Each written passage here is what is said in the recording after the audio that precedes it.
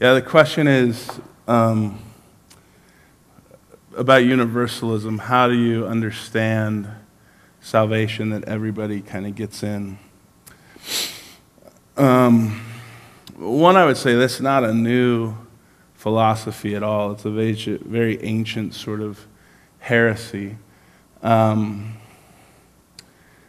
which is a huge question. But the good news is I have 8 minutes and 50 seconds to answer it. Here's how I would see it. The only way you can get to universalism is by reducing Christ to a mechanism. So when Jesus says, I'm the way, I'm the truth, and the life, no one comes to the Father but through me, I have to depersonalize that and make Jesus just the mechanism through which everyone comes to faith, no matter what. The other thing that it betrays is that when we say God is love, that what we mean by that is whatever I think love is. And the truth is, the fact that God is love distinguishes his love from my type of love. So I want universalism to be true. When people say that, I want universalism to be true because I don't want anyone to go to hell. I don't think you believe that. Because it's the equivalent of saying, I want the person who molested my child to not be judged. Right? Like you wouldn't be okay with that. You want justice and you want judgment. You do. I want it when someone cuts me off on the freeway. I mean, I want to judge people. If someone comes in and takes your life savings and lies to you and you're left with nothing, you want that person to pay. You want justice. The issue really is that you want to be the judge. So you want to determine who goes to heaven and who goes to hell, and which is sin in you.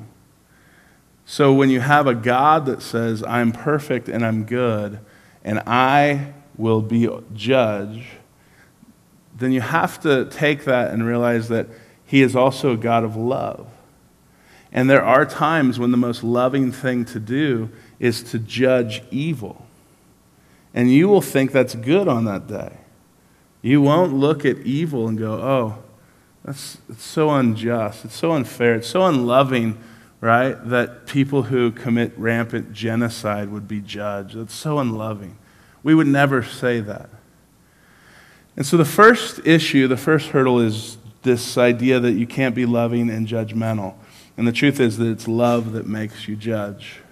And it's your love for your kid, your love for your own life, your love for whatever. So God has not only the right to judge, but it's his love that moves him to judge. And on that day of judgment, there will be justice, and we will agree like that's a good thing. We'll be grateful for that. And we won't be given the stick to judge. He will.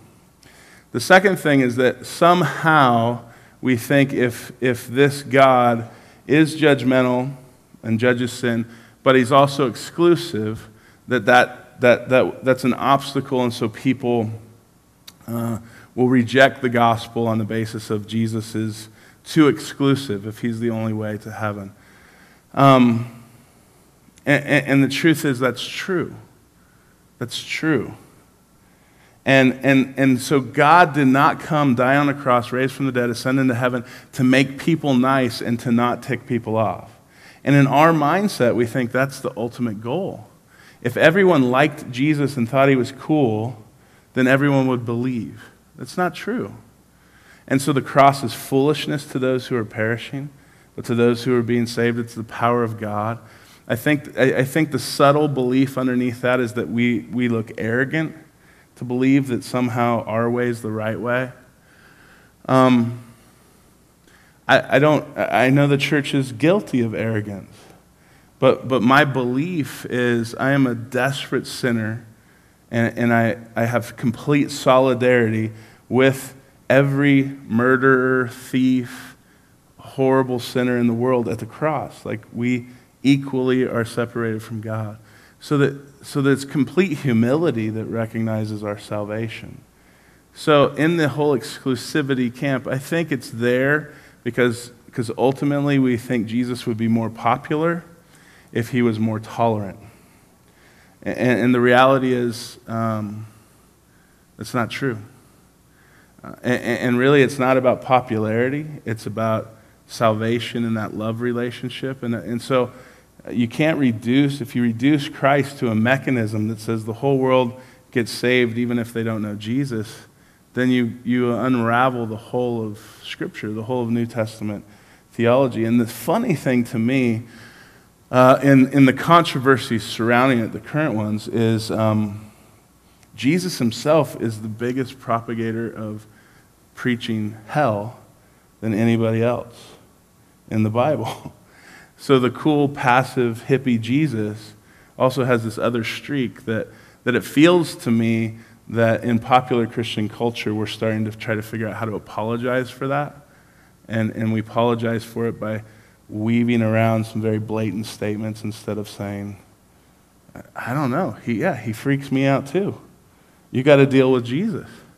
I think about, John chapter 2, his first miracle, he turns water into wine, which we all think is great.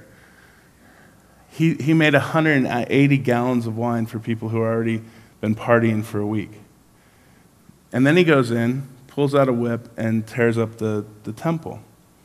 And if I'm one of the 12, I'm thinking to myself, I'm probably like stepping to the side a little bit, like, I don't know. That is a little too much wine. A couple bottles would have been sufficient, but 180 gallons, these people are already half lit. And then he's tearing up the temple, and they're like, who's he? I think the disciples saw a Jesus that was radically untamed, very offensive, and they gave their lives for him. And today we're afraid of that Jesus. So we're trying to just polish off the sharp edges and make him cuddly and cute and a big, teddy bear for the world.